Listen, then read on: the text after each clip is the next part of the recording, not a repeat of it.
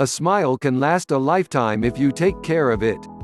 For that reason, it's important for parents to instill good oral health habits in children as early as possible. According to U.S. Surgeon General Richard H. Carmona's National Call to Action to Promote Oral Health report, children lose more than 51 million school hours and adults lose more than 164 million work hours each year due to dental disease or dental visits.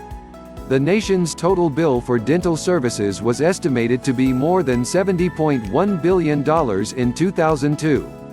Oral health disease is making disturbing inroads into communities across the country, Dr. Marcia Butler, Colgate-Palmolive's Vice President, Global Oral Health and Professional Relations, explains.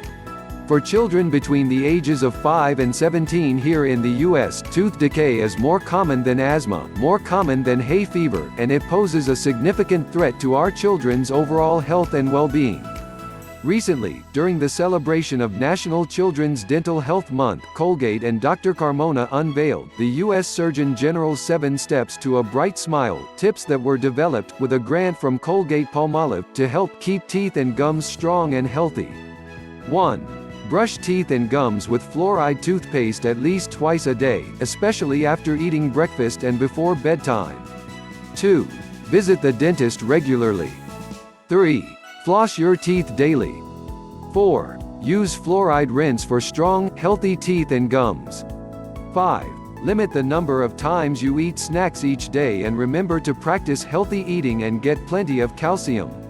6. Wear a mouthguard when playing sports. 7. Ask your dental professional about dental sealants.